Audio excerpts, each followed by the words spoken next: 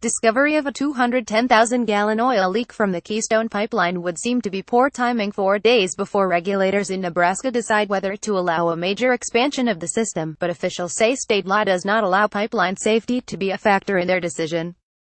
The Nebraska Public Service Commission was scheduled to rule Monday if a Keystone XL expansion pipeline proposed by TransCanada Corp can cross the state.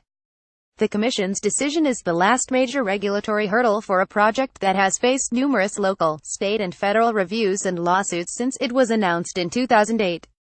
Keystone operator TransCanada Corp. shut down the existing pipeline early Thursday morning and workers were testing to determine the cause of the spill on agricultural land in Marshall County, South Dakota, near the North Dakota border, about 250 miles 402 kilometers west of Minneapolis. State and company officials said the spill was not a threat to waterways or drinking water, but critics were quick to use the leak as an example of what they see as the risks to the environment. The Nebraska vote Monday will be on a proposed route for Keystone XL, a massive expansion that also would be operated by TransCanada.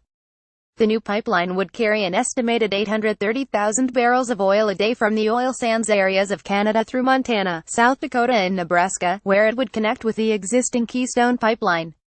The decision will hinge on testimony and documents generated from public hearings over the summer and from more than 500,000 public comments, Nebraska Public Service Commission spokeswoman Deb Collins said. A state law passed in 2011 prevents the Commission from factoring pipeline safety or the possibility of leaks into its decisions. The Commission's decision will be based on the evidence in the record, Collins said. The Keystone XL proposal has faced intense opposition in Nebraska from a coalition of environmental groups, Native American tribes and some landowners who don't want the pipeline running through their property.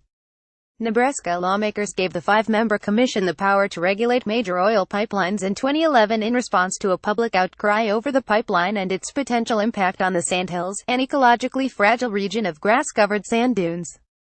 But when they passed the law, legislators argued that pipeline safety is a federal responsibility and should not factor in the state decision. Opponents of Keystone XL are incensed that the leak won't be considered. There is a reason TransCanada and the big oil lobby did not want this information on the record, said Jane Klebe, director of the Bold Alliance, a coalition of groups that have opposed the Keystone XL for nearly a decade. President Donald Trump issued a federal permit for the expansion project in March even though it had been rejected by the Obama administration. The existing Keystone pipeline, where the leak was discovered, transports crude from Canada to refineries in Illinois and a major storage hub in Oklahoma, passing through the eastern Dakotas, Nebraska, Kansas and Missouri. It can handle nearly 600,000 barrels daily, or about 23 million gallons. Since 2010, companies have reported 17 spills of oil or petroleum products in the U.S. The same size or larger than the leak announced Thursday, according to U.S.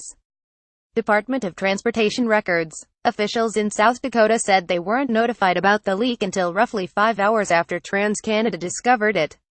Brian Walsh, an environmental scientist manager at the South Dakota Department of Environment and Natural Resources, said officials would likely inquire about the delay but were focusing immediately on the spill.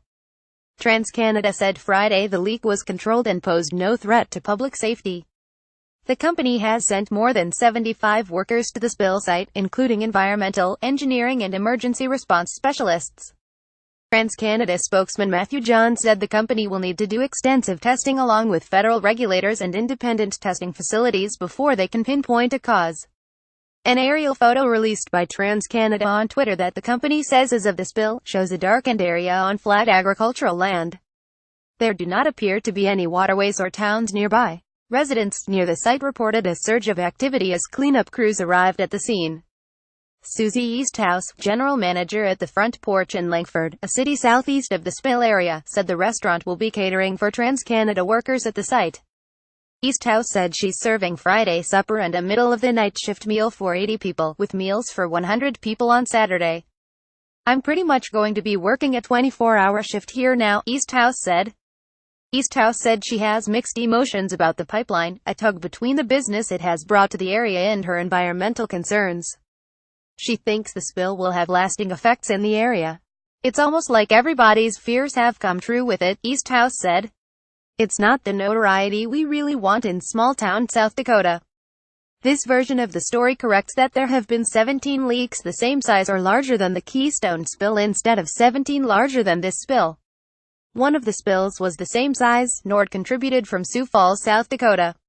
Associated Press reporter Matt Brown in Billings, Montana, also contributed to this story. Follow Grant Schulte on Twitter at https://twitter.com/GrantSchulte.